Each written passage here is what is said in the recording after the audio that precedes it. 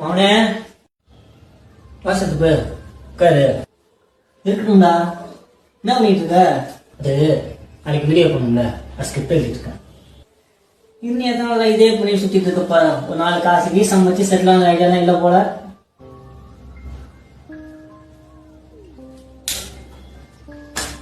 சித்தப்பு, இந்த செட்டில் ஆகணும்னா என்ன?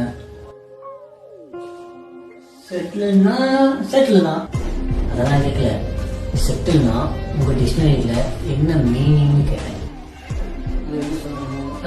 ஒரு வீட்டை இட கட்டி ஒரு காரை ஈரா வாங்கி கொஞ்சம் நகையை சேர்த்துனா அதுதான் செட்டில். இந்த மாதிரி வீடு கட்டினா நான் செட்டில் ஆவேன். ஒரு 2 BHK, ஒரு 3 BHK, ஒரு 4 BHK வீடு கட்டினா நான் செட்டில் ஆவேனா? அப்போ 5 BHK வீடு இருக்குல்ல, 6 BHK பங்களா கட்டுறேன். அவங்க கூட்டு என்னோட 4 BHK செட்டில் ஆகிடும். என்னது கார்? என்ன மாதிரி கார் எடுத்தால் நான் செட்டில் ஆவேன்?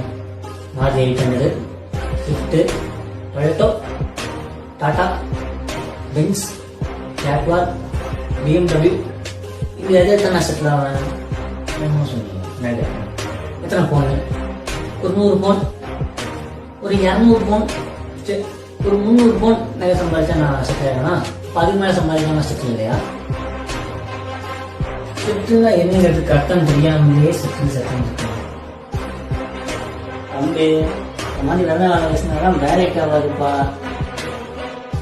இரண்டாவாதம் பேசல, இருக்கிறத சொல்றேன். ஒருத்தன் ஒரு நாளைக்கு 100 ரூபா சம்பாதிக்கானா அவனுக்கு அதுக்கு தகுந்த பிரச்சனை இருக்குன்னு அர்த்தம். ஒருத்தவங்க நாளைக்கு 1000 ரூபா சம்பாதிக்கானா அவனுக்கு அதுக்கு தகுந்த பிரச்சனை இருக்குன்னு அர்த்தம். ஒருத்தவங்க நாளைக்கு 1,00,000 ரூபா சம்பாதிக்கானா அவனுக்கு அதுக்கு தகுந்த பிரச்சனை இருக்குன்னு அர்த்தம். முதல்ல செட்டுனா என்னங்கிறத தெரிஞ்சுக்கிட்டு அப்புறம் கேளுங்க. சரிப்பா, உனக்கு தெரிஞ்சா நீ ஏதாச்சும் சொல்லு. எனக்கு தெரியாதுப்பா. சத்தியமா எனக்கு செட்டுனா என்னன்னே தெரியாது. ஆனா ஒண்ணு தெரியும், நம்ம பிறந்ததுல இருந்து 6 அடிக்குள்ள செட்டில் ஆகிற வரைக்கும் இங்க எதுவுமே செட்டில் இல்லைங்கிறது மட்டும் எனக்கு தெரியும். புரியுதா?